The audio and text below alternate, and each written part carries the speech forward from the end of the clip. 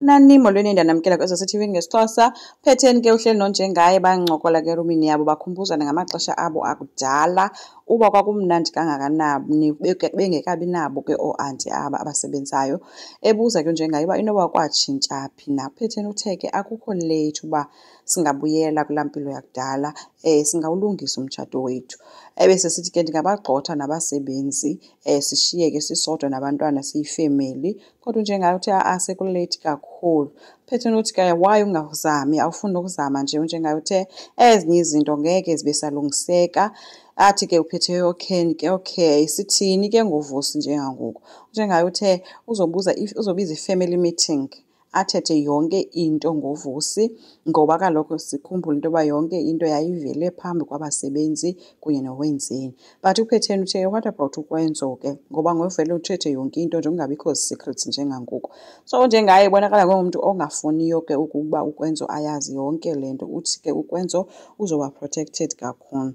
But ke asazi ke uPhetheni ke bekhalaza into yoba uKwenzo uzoba protected uthini ke ngomtshato wethu. Ekakwenzo ke iphathi yona asazi noba unjengayo uzoyibhuda, ngoba kaloku banintsi abantu abayaziyo le nto. Khumbula into yoba uNomfundo uyayazi and uNomfundo umxelele usamkile. Ngapha uyayazi uVusi. uVusi asazi noba ngeke amjikele nomfo wabo okanye uGcina ngeke azithetheni iindaba ngoba uGcina uyazi. So abantu abayi-4 hlangene nee-parents bayayazi into kakwenzo.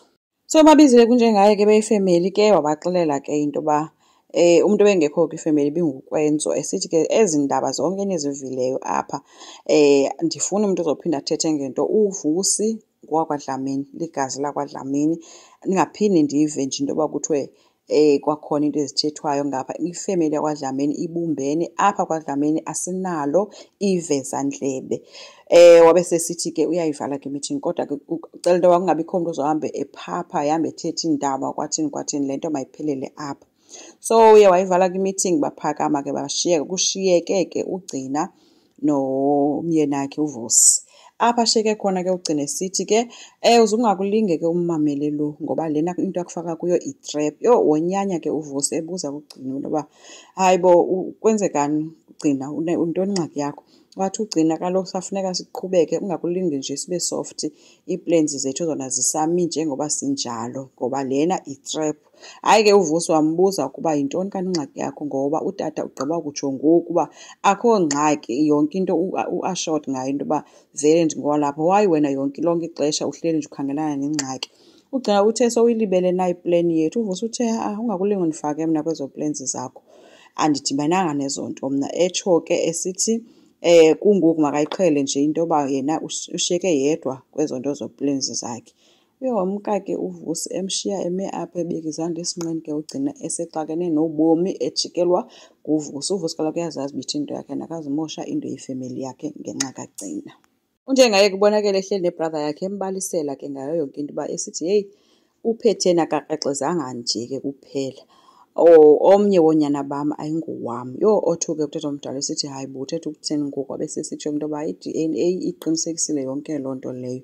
So uthi akazi ke ngoku noba makadivose noba makathini, uconfused nje. Ubrother wakhe uthe ke idivorce akuyo solution. Koko ke wena into ongasukuyenza kuqhubeka nothatha isithembu esikudala ndikuxelela ngaso, sona sizawuqinisa umzi wakho, nikwazi uba nibuyisane nixolelane. Uye waphakama ke esithi ungumntu oya ebhathroom ke uphethwe ngumchamo, so umshiye ehleli apho ke unjengaye. uVusi yena uhleli ngapha nonina bayatya etafuleni, but uPhetheni akadli ke guys, caba akungeni kwakutya oko.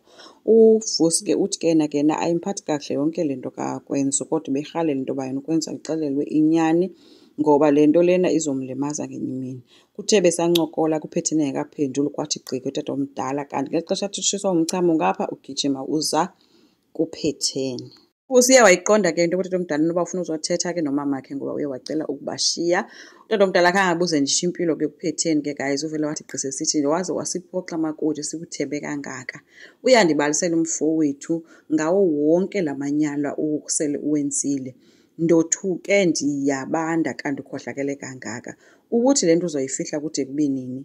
Ufihlele umuntu olala naye yonke le mihla usithi uyamthanda zonke iintsuku. Uthe ethi uyaphendula ke uPhetheni wammisa ke ubhuti wakhe sithi andizanga kophikisana nawe ke mna apha. Ndizokuxelela ukwenzela into yoba uhlale ukhumbula nangenye imini indlela ondonyanyise ngayo. Uhlaze eli khaya sikhohlakala ndini somfazi. Andirhalele nokukujonga, phofu umjongile ke. Wabe semshiya apho ke eqhwanyaqhwanyaza ke uPhetheni caba unyembezana. So njengaye ke guys ubonakele kwaNomfundo, uyambalisela ke Nomfundo uba yena uthethile nebrother yakhe and uthi ubrother wakhe licebe elihle eli loba yena athathe uNomfundo amfake esithenjini. uNomfundo ke wothuka ke nonjengaye ke wothusa into yoba embona esithi hayi izokwenza wonke amalungiselelo. But kasazi ke uba uNomfundo uthuswa yintoni kwinto enesithembu because kaloku samkhe kudala emmele into yoba makahambe uba ngumfazi wesibini kwaPhetheni. So inoba mhlambe befuna le part yoba ke kuthiwe uPhetheni uyadivorce and njengasetshintshe ingqondo ke ngoku akasadivorce but uzothatha unkosikazi wesibini. Asazi ke guys noba izopasa noba izopasa. Enkosi ngicela siqhubeke subscribe, silike, singakhomenta futhi. Bye.